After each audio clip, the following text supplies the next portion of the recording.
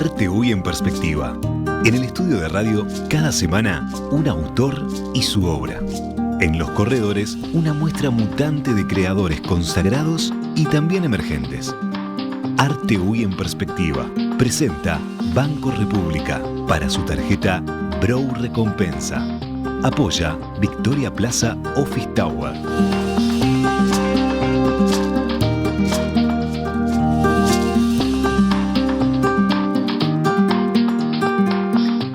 La conversación. Hoy conduce Daniela Blut.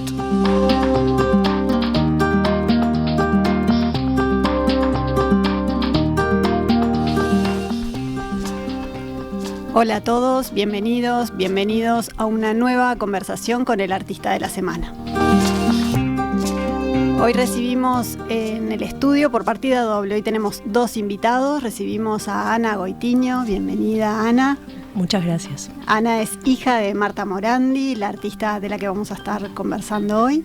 Y recibimos también a Juan Castells, socio director del Remates Castells, que nos va a estar contando otra pata de esta artista, otra versión, un poco hablando del mercado, de la venta, de eso que no hablamos tanto, que no abordamos tanto y también súper interesante.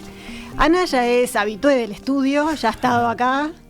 Le está agarrando el gusto, estuvo hace unos meses hablando de Yuyo Goitiño, de su papá, también artista, también igual que Marta, alumno, discípulo del taller Torres. En esa conversación apareció Marta también por allí, así que bueno, ya tenemos algunos datos, algunos puntos en común y ahora vamos a estar profundizando un poquito más en su obra. Pero ya me dio algunas pistas sobre las cuales preguntar. Así que vamos a hincarle el diente a eso. Y bueno, como decía con Juan, que también ya en los audios que estuvimos escuchando en la semana, conoció la obra de Marta a través de Yuyo, al que hablábamos en la previa, conoció bastante y le tenía calados varios puntos.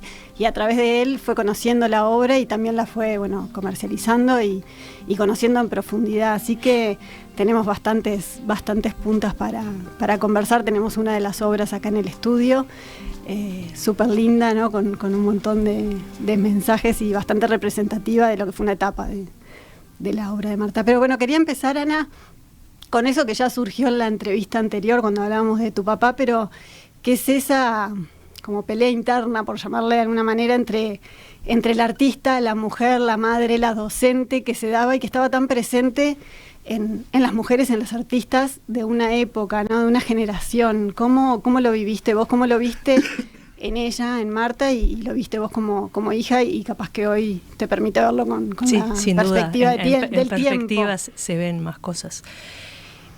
Mi madre ingresa al taller Torres García en el año 58, siendo muy, muy jovencita. Ahí conoce a mi padre. En todo su proceso formativo se va dando en el taller hasta el momento de cierre del taller. Y nosotros vemos en toda su primera etapa su gran dedicación al arte y a su proceso de formación, realizando dibujos, los ejercicios que había que hacer en el marco del taller Torres García. Después la relación con Yuyo prospera, ellos se casan, tienen 2 hijas y bueno, mi madre trabajaba muchas horas y bueno, había como un montón de tareas adicionales también. ¿Ahí de qué trabajaba? ¿Ahí ya era docente? Mi madre era profesora de dibujo, sí, en enseñanza secundaria. O sea, tenía un trabajo relacionado al arte, si se quiere. De algún modo, sí. Tenía un trabajo relacionado al arte en la forma en que ella trataba de enseñar en sus clases. Por ejemplo, la enseñanza de dibujo tenía como 2 componentes. Una parte, la de enseñar a hacer, por ejemplo, naturalezas muertas y esas cosas, donde hacía mucho hincapié en un montón de cosas que se enseñaban en el taller. Por ejemplo, el concepto por ahí más típico, que es no copien lo que ven, sientan lo que ven y represéntenlo de la manera en que les parezca mejor o lo sientan así. Y después esa enseñanza de dibujo tiene también una parte de todo el componente de dibujo técnico que ella también usaba después en sus obras, porque hay toda una etapa de su producción, fundamentalmente en la parte de los collages, donde el uso, por ejemplo, de la perspectiva es un uso perfecto de la perspectiva, lo que provoca sensaciones o de aislamiento o de profundidad, o sea, hay un uso de la técnica que a veces se ve claramente, a veces no se ve tan claramente, pero está ahí. Pero sí es cierto que desde el momento en que tiene 2 hijas y también confluye en el país que se da el tema del quiebre institucional, eso realmente dificulta un montón las tareas. Y no había, un poquito como siempre dice Virginia Woolf, las mujeres para poder producir precisan una habitación propia y dinero. Bueno, no había ninguna de las dos cosas, ¿no? Entonces no hubo, digamos, durante un tiempo la posibilidad de realizar producción. Yo me preguntaba, ¿fue algo que se dio de hecho o fue una discusión que no, capaz que vos recordás que estuvo en la casa? No. Yo siempre tengo la sensación que mi madre hacía lo que había que hacer, ¿no? Entonces, en su momento sí había que priorizar, ocuparse de sus hijas, del crecimiento de sus hijas, de tener satisfechas las cosas que se precisaban en la casa en un ambiente complejo. Lo hacía. Sus inquietudes en cuanto a pintar, eso estaba presente todos los días. Pero quedaba relegado a un segundo plano. O podía, ella siempre planteaba que la creatividad está presente en todas las cosas, entonces capaz que ella salía, juntaba flores y hacía un arreglo floral y bueno, y la casa cambiaba y estaba bien. Capaz que la producción o la creatividad no es siempre estrictamente sentarse a producir un cuadro o hacer lo que entendemos como una obra de arte duradera. Había cosas que ella hacía que eran perecederas y que igual vos decías, qué lindo. O sea, que en nuestra casa, en pequeñas cosas, veías que había un montón de también detalles. Estaba presente siempre el arte de esa manera. Sí, desde diseñar un almohadón, hacer un ramo de flores, poner un detalle, arreglar un mueble, esas cosas también. ¿Y les enseñaba a ustedes también? ¿O lo intentaba? No especialmente, yo no tanto. Mi hermana creo que hacía un poquito más. Teníamos un telar chiquito que estaba en una de las obras que se mostraron, ¿no? La estructura, la caja, la obra que se llama Piero, tiene cosas que se reciclaban, que ella usaba, que quedaban ahí. Nosotros teníamos un telar chico en el cual nos enseñaba a hacer algunas cosas, pero nada más. No había mucho tiempo para otras cosas. Juan, ¿te parece que esto que Ana cuenta, vos que manejás y que recibís obra de tantos artistas, lo ves reflejado eso a nivel de venta de la obra que te llega a remate? Llega menos de mujeres y bueno, y por eso también la de Marta capaz que llegó después. Bueno, indudablemente, por suerte, hay una reivindicación grande a muchas de las mujeres que como Marta y varias más que en el taller, a pesar de que sea el taller un ambiente muy duro, muy de hombres y todo lo demás, había mucho más mujeres de lo que uno se cree, sí, ¿no? Sí. De hecho, Marta y Yuyo eran pareja, pero también eran Elsa Andrada y Augusto Torres, Gurvich, y Totó. Yo qué sé, las mujeres estaban bastante presentes, Mato y Adita, o sea, siempre hubo siempre condominio entre el hombre y la mujer, ¿no? No era como Olga Piria, que el marido también hacía orfebrería de alhajas en plata y todo lo demás, con diseños de la señora, o sea que el taller estuvo. Yo me quería detener en algo que comentaba Ana, del dibujo, ¿no? Tuve la suerte de conocer prácticamente a todos, salvo algunos poquitos que se murieron un poco jóvenes, como Gurvich, Augusto, Horacio, quiero decir.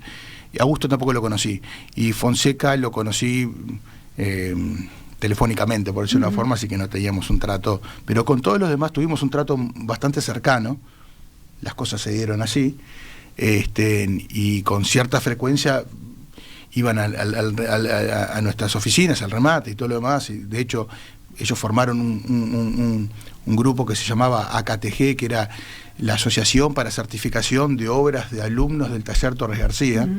Entonces, se pasaban toda la mañana, etcétera, etcétera. Y yo era muy chico y lo que intentaba era aprender lo máximo posible, ¿no?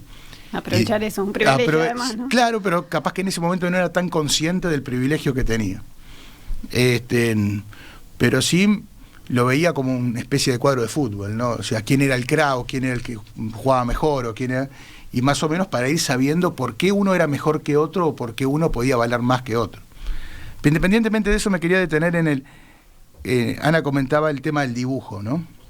Y ellos en esa época comentaban eso, que Torres, en vida de Torres, de los alumnos directos, ¿no? Los hizo dibujar 3 años. Y ellos siempre decían, ¿cuándo vamos a pintar? Primero tienen que dibujar. Y él sostenía que no puede haber un gran artista que no sea un buen dibujante. Pequeñas cosas que son importantes para después, a veces, cuando uno dice, bueno, pero un pintor y esto y lo otro, bueno, pero ¿cómo dibuja? ¿Cómo dibuja una mano? ¿Cómo dibuja un retrato? ¿Cómo dibujan eso? En el taller Torres García la rompían dibujando. Y la rompían de verdad. Yo he visto cuadros impresionistas pintados por el taller Torres García, por alumnos del taller.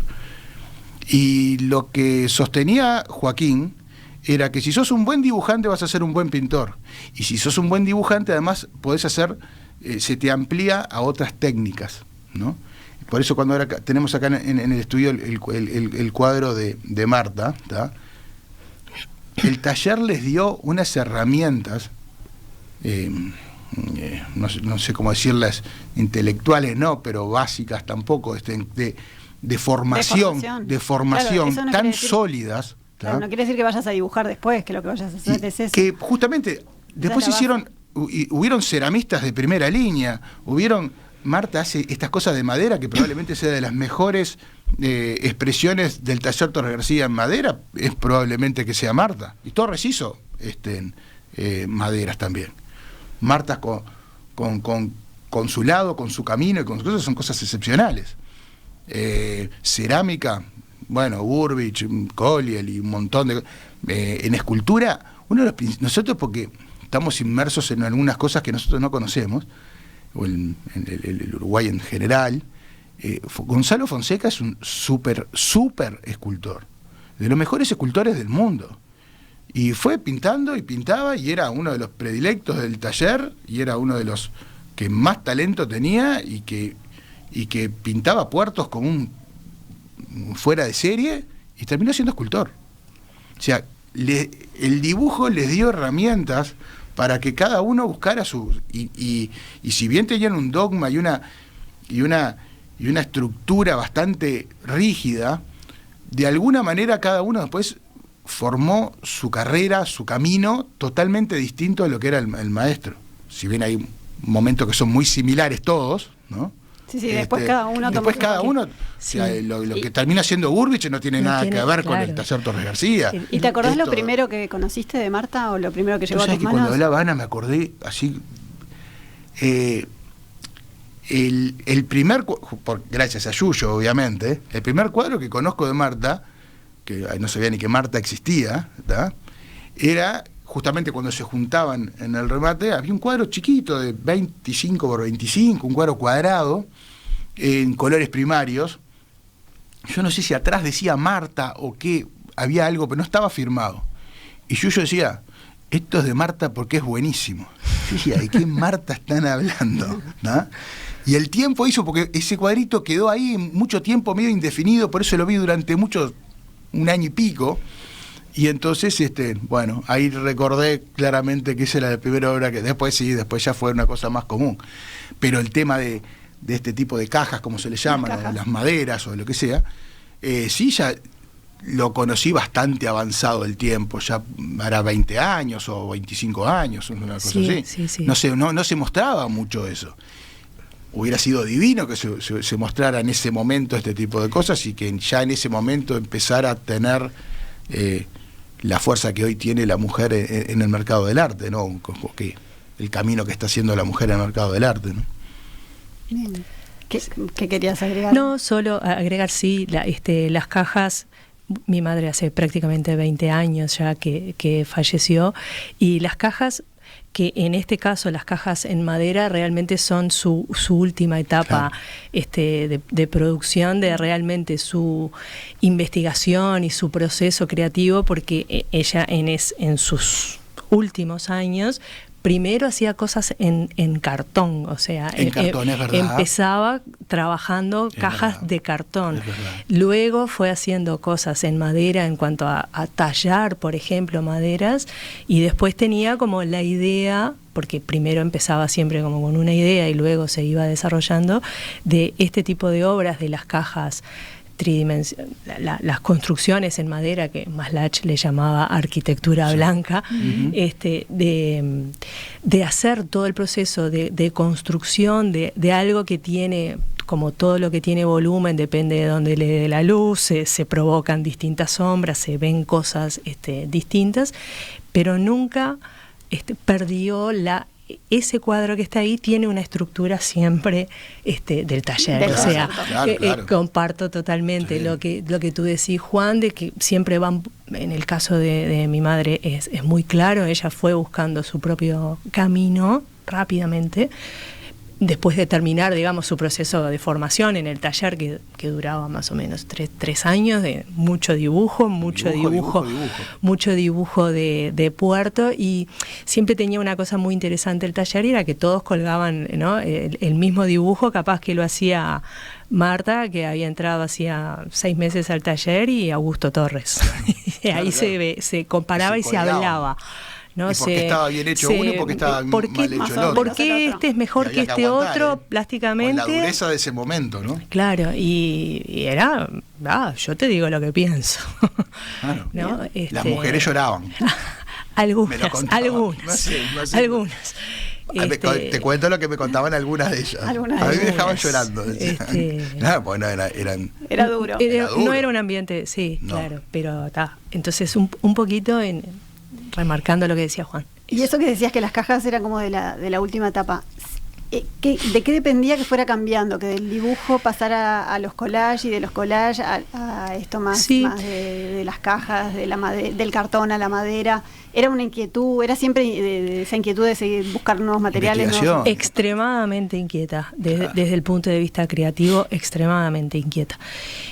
Cuando realmente empieza como a producir de manera sistemática, digamos, obras, empieza ya en la década del 80, empieza con la parte de los collages, que en definitiva en esa parte ella en ese momento no tenía taller, o sea, no tenía un lugar propio, usaba un lugar de la casa en la cual trabajaba, y después había que juntar todo para esa mesa, tenía otro rol después.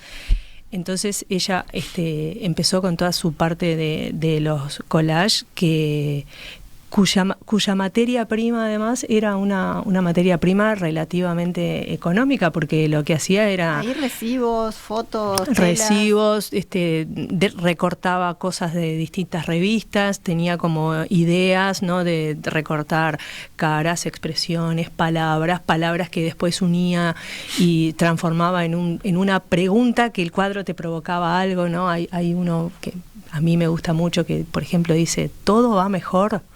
Y después por abajo dice, ¿con Coca-Cola? Que está haciendo, perdón que nombre una palabra, está haciendo referencia a una publicidad que había de Coca-Cola en aquella época que decía eso, ¿no? Entonces significaba un mundo en el cual todavía estaban pasando cosas bastante complejas junto con la marca, y sobre eso la construcción de un dibujo poderoso, lo que decía Juan, con óleo, que le daba una unidad a toda esa estructura. Entonces, eso lo hizo durante algunos años. Después empezó con sus collages en tela, porque le gustaban las texturas, los colores, la posibilidad de deshilachar una tela, de comprimirla.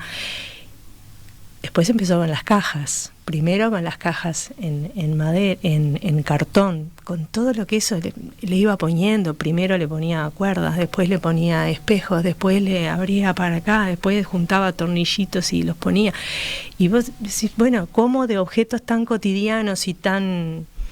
que vos decís, yo no vi nada? Ahí ella veía un montón de cosas e iba avanzando. Y después esta etapa de las maderas, que yo creo que realmente es la parte que más la refleja. Es como que encuentra y es donde su impronta, su lenguaje, lo que lo identifica. Y es donde está todo, ¿no? Porque hay un dibujo, hay una técnica, hay una estructura, hay elementos adicionales, ya sea de metal, una cuerda, una cadena, una llave, y todo eso cobra como un significado, una unidad, sin a veces tener una idea, decir, salgo de acá, ¿a dónde voy a llegar?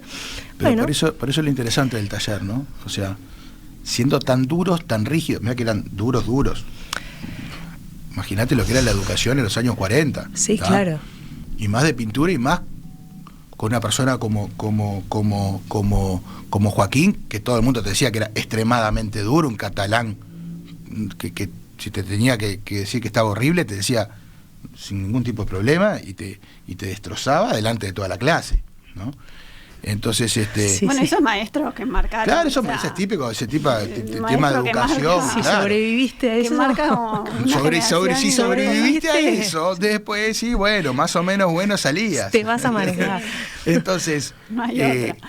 pero ellos hacían murales, o sea, los murales de San Bois, tenían un poco el muralismo también arriba, hacían tapices, ¿tá? O sea, muchas de las mujeres hacían tapices en el taller Torres García, con dibujos de algunos de los otros, pero hacían tapices, o sea, cerámica, como te comentaba. También hacían. O sea, era extremadamente amplio. Por ahí hicieron libros, o sea, bueno, maderas ni que hablar. Entonces, lo interesante es que hicieron se formaron vitrales. Los vitrales para Países Reyes. Para Países Reyes, para la iglesia. La de Arquidiocesana de Toledo. Exacto. ¿No? Ahí participaron los dos, también. Marta y Yuyo, los dos, en el dibujo, como ayudantes de Horacio. Eso, sí, no, pero perfecto. Justamente lo que resalta lo que estoy diciendo, la capacidad que les dio el taller para que después en la disciplina que se pudieran sentir cómodos, pudieran tener las bases y la solidez para después desarrollarse en su... pudieran hacer lo que quisieran y se destacaran. Se destacaron porque tenían bases sólidas. Y bueno, Marta, casi todos sobre el fin de su carrera empezaron a hacer... hoy ves una obra de esta, aunque no esté firmada, esto y lo otro, eso es Marta. ¿Me explico? Ella fue consciente y Mato también hizo mucha madera, pero esto identifica a Marta. O sea, cada uno... Si bien, como te decía al principio, en la década de los 40, ¿tá? Eran todos muy similares, ¿tá? Todos pintaban muy parecidos, hacían las mismas clases, los mismos cuadros, las mismas cosas. Terminaron haciendo muebles, terminaron diseñando, o sea, para que veas juguetes. Por eso te digo, era amplísimo, ¿tá? Y la cantidad de alumnos y alumnas que terminaron teniendo su propio lenguaje. Que eso es lo que me parece lo más interesante, creo que de todo ese visto proceso en perspectiva, ¿tá? Después de varias décadas, decís, bueno, de todo esto salió, mirá qué cantidad de cosas distintas y de gran nivel, de soberbio nivel, pero no soberbio a nivel nacional, soberbio a nivel internacional. ¿Me explico? En Uruguay tiene un nivel de pintura que no lo tienen... muy pocos países del mundo lo tienen, ¿no? Y bueno, un poco por todo este tipo de prácticas que además el taller hizo que alumnos de alumnos siguieran enseñando. O sea, era muy fuerte la huella que dejaba el taller, ¿no? Sin duda. ¿Ella llegó a ser consciente de que había sido su lenguaje, de que había encontrado el camino y a disfrutarlo? No creo. No creo que se lo planteara en esos términos. O sea, ella disfrutaba mucho de hacer esas cosas, ¿no? Ya en esta etapa, creo que es importante sí decir, ahí sí ya tenía un taller propio. Es importante eso. ¿no? Entonces ese era pequeños grandes logros. Sus pequeños grandes logros, ese era su lugar. Ella escribía algunas cosas, tenía algunas reflexiones. Entonces ella decía, el lugar en el que yo me encuentro bien y me encuentro satisfecha conmigo misma y las cosas que hago es cuando estoy en mi taller y empiezo a recorrer todo ese camino. Eso era lo que le importaba. Si estaba pensando, encontré mi lenguaje, seguramente si hubiera tenido más tiempo de vida, capaz que hubiera desarrollado otra cosa. Porque es una búsqueda constante. Desde el momento en que creo que un poco lo que decía Juan, para la gente del taller, el arte y la vida era como todo una cosa sola. Entonces, ¿a dónde hubiera seguido? Seguramente hubiera seguido en otra cosa. Entonces, estas cosas le gustaba, sí, o sea, estaba contenta con el resultado, que era bastante exigente consigo misma, o sea, por eso a veces también no mostraba, ¿no? O sea, o decía, bueno, está Yuyo y yo estoy acá, y no mostraba mucho porque era autoexigente, muy autoexigente. Yuyo le daba mucho, perdona. Ahora, nos vamos a ir a una pausa y ahora perfecto. Quiero hablar un poquito de esa relación en los minutitos que nos quedan. Ya volvemos. ¿Sabías que con las tarjetas de crédito Mastercard Brow Recompensa, tu dinero vuelve a vos? Es la única que te devuelve plata cada vez que compras, a través de un programa de lealtad, en donde generás puntos que equivalen a dinero real, para comprar donde y cuando quieras, además de contar con beneficios exclusivos en los rubros más relevantes para tu día a día, que podés ver en beneficios.brow.com.uy. Pedí tu Mastercard Brow Recompensa al 21996 000 o en recompensa.brow.com.uy. Con tu tarjeta Mastercard Brow Recompensa, todo lo que das vuelve. Banco República, nuestro banco país.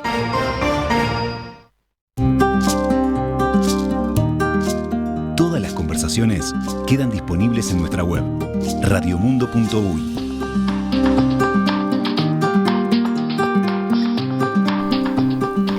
Seguimos en la conversación, estamos con Ana Goitiño y con Juan Castells, estamos hablando de Marta Morandi y justo se me adelantaban con lo que les quería preguntar, la relación entre Marta y Yuyo, ¿cómo se daba esa dinámica?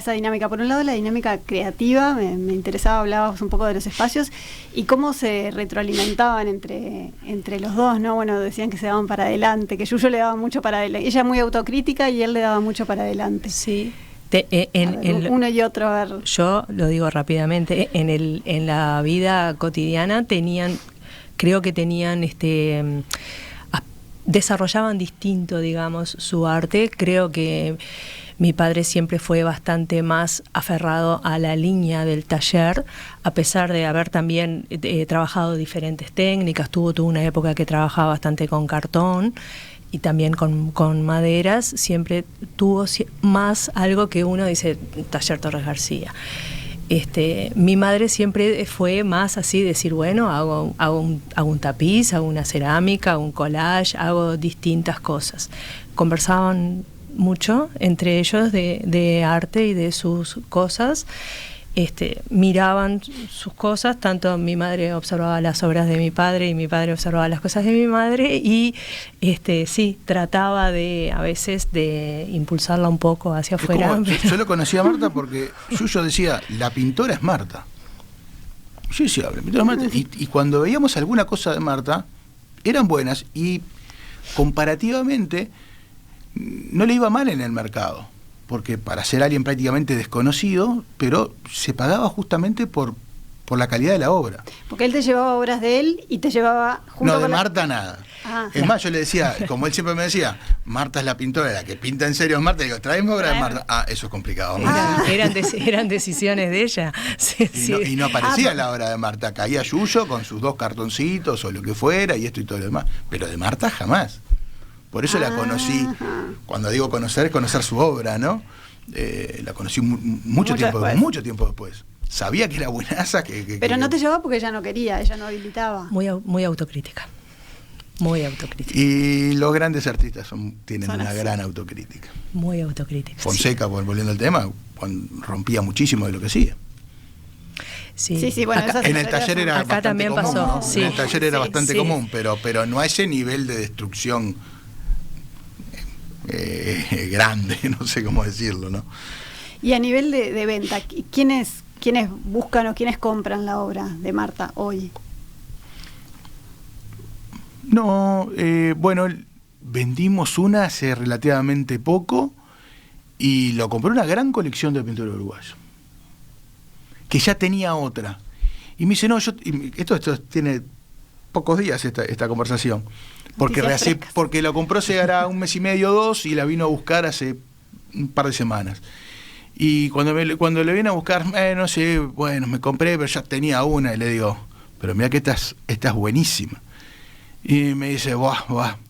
Y al rato me manda un mensaje de la casa donde había puesto la pieza de Marta al lado de grandes nombres del arte nacional, y me pone, es de locos. Y le digo, viste que teníamos razón. ¿Y de una obra de qué etapa? Y más o menos era una época de esta, sí, tipo de esta onda, sí, del estilo. Sí, de misma época. ¿Y la de Yuyo, por ejemplo? Y la de Yuyo, bueno, ya, lo que pasa es que Yuyo como que ya tiene un recorrido mucho más largo, ¿no? Yuyo aparece en el mercado desde hace 30 años que estoy en el mercado, y hace 30 años Yuyo era alguien que normalmente aparecía.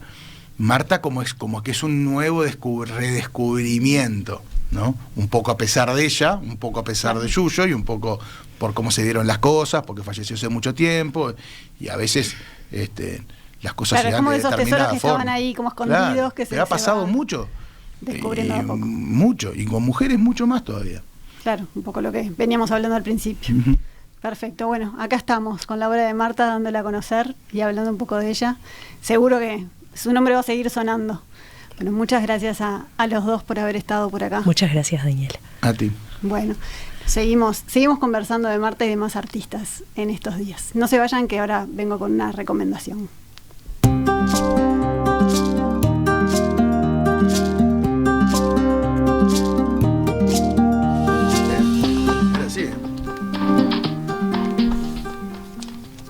Hoy en este espacio les quiero recomendar una muestra que es una de las muestras de Bienal Sur, que está en el EAC, el Espacio de Arte Contemporáneo, en la calle Miguelete. Bienal Sur es una plataforma internacional de arte en la que se reúnen artistas, curadores y museos de los 5 continentes de forma simultánea.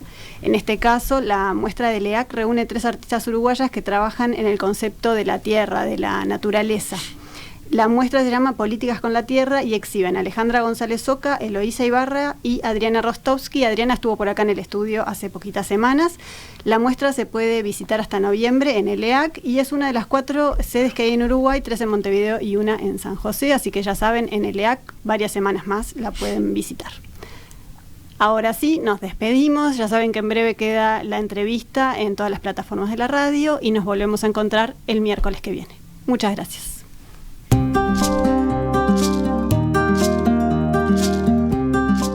Para comunicarse con la conversación, recibimos vía WhatsApp 091 525252.